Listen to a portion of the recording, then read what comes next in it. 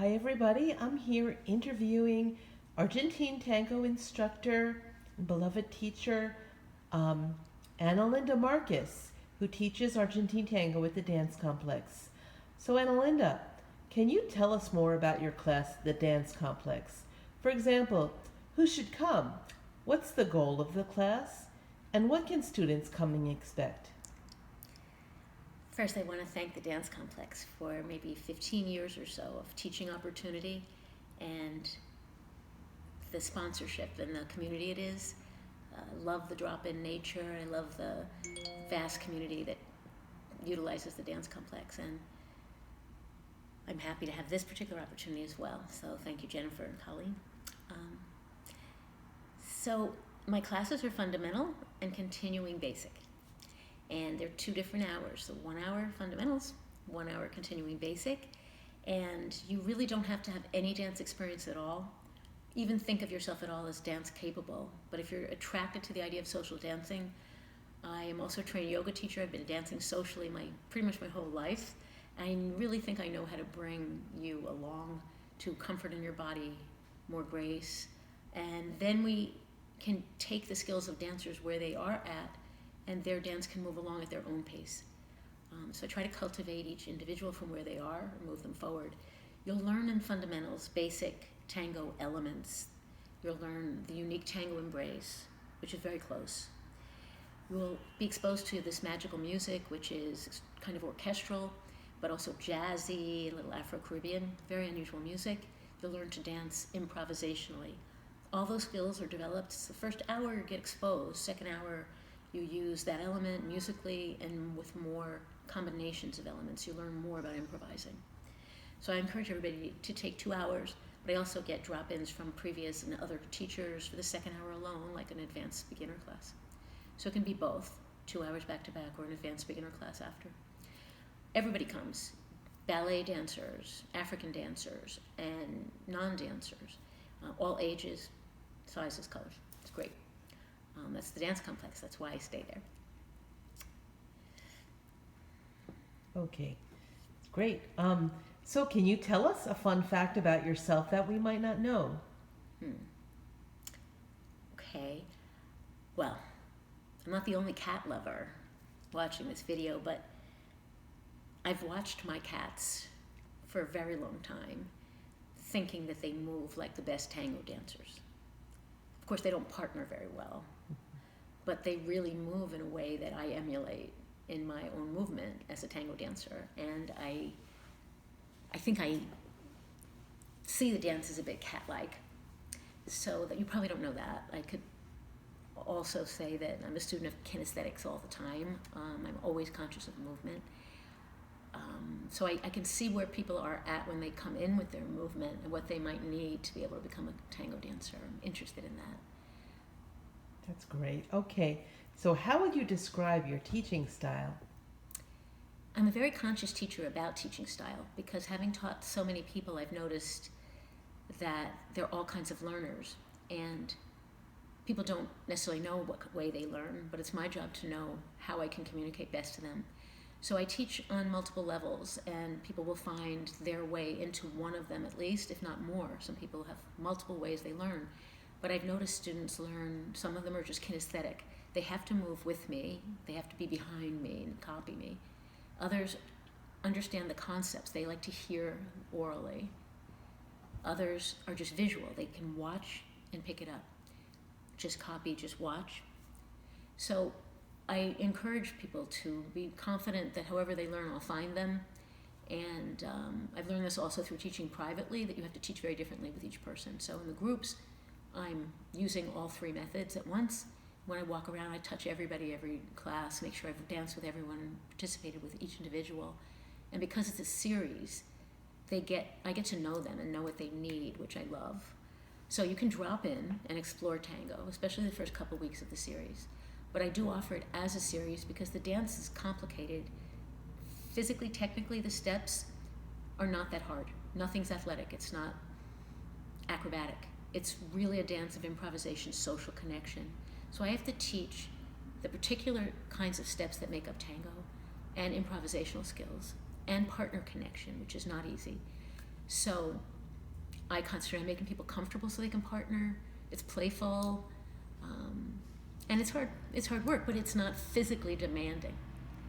Tango is also about mindfulness and concentration. So in class, I try to bring people out of, chatter idea more toward being with their own process and with their partner more concentrated way. They have to build that skill, and everybody brings a different level of that. I'm interested in that. And I also try to teach socially that my students are building a community, they're part of a community, so they need to be taking care of each other, which is what the essence of the tango dance is, partners really taking care of each other and dancing to the individuals they're with.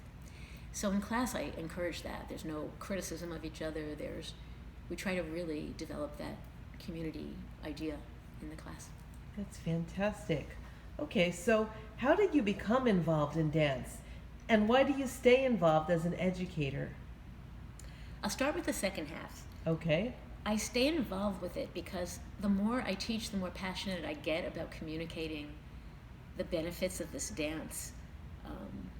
I feel like the dance today kind of fills this incredible gap of electronic communication, cubicle work, way too many hours of work, and that this really cuts across this isolation, this individualistic way of being, and it's so touch and it's so present moment. You can't dance it if you drift off. You can't stop the video and turn it on. You can't. It's just the opposite, and so people need it, and I just love the way people unfold in it and how the hook they get.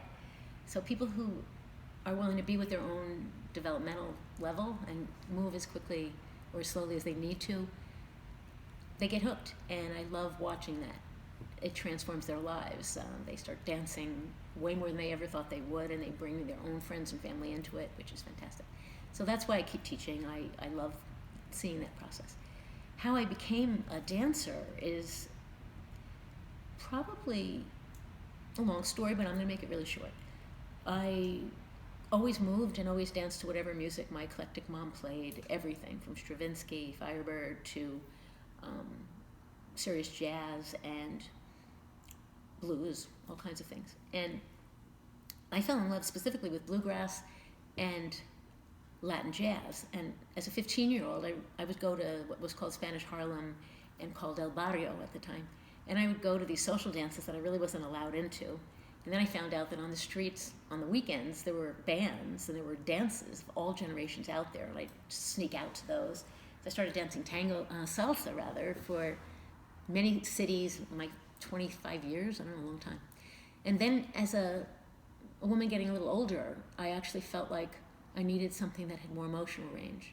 And I was getting a little frustrated with, I was doing performance level salsa, and I was just feeling it was like more mechanical and too fast and didn't give me the emotional joy that it gave me before. And at the same time that I was starting to think this and having a very complicated emotional life, I saw these magnificent Broadway shows. So it was the first touring tango shows in the United States that I got to see in New York, and it told the story of the development of tango from the working classes around the world coming together in the barrios of Buenos Aires at the time of its biggest economic period. And it was a fascinating story, paralleled today a lot. And I looked for tango, and I can only find ballroom tango, which was not at all what I wanted. It was formal, and it was already preconceived about steps and patterns. I knew that wasn't what it was, and I finally found the Boston Tango Society, the Boston Tango School. I learned with the first generation of teachers in the United States who learned directly from the old masters from the 1930s and 40s, where tango's heyday was, and they brought it here. So that 20 years ago, I studied with those first tango teachers here, who were dancers, professional dancers, and also fell in love with this dance, brought it here. I'm very grateful to them. And it changed my life, changed the course of my life, changed who my friends are. My best friends come from my students and my fellow dancers.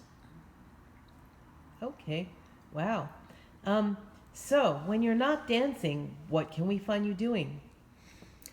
Well, I guess that's interesting. I mean, the tango is utterly the most relational dance I know, in some ways like contact improvisation, but much more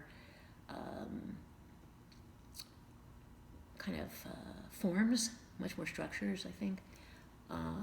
I am a marriage and family therapist. I have a private practice in the South End, and I work in an agency also with beloved single moms, mostly with their families, their kids. Marriage and family therapists, again, relational work. And I also make complex and elegant jewelry, play with my cats, and love film, love to read, travel. I travel. I've danced tango in 4 continents, many dozen cities. So I know that the tango I'm teaching and the tango I love is a universal experience, or can be. Okay.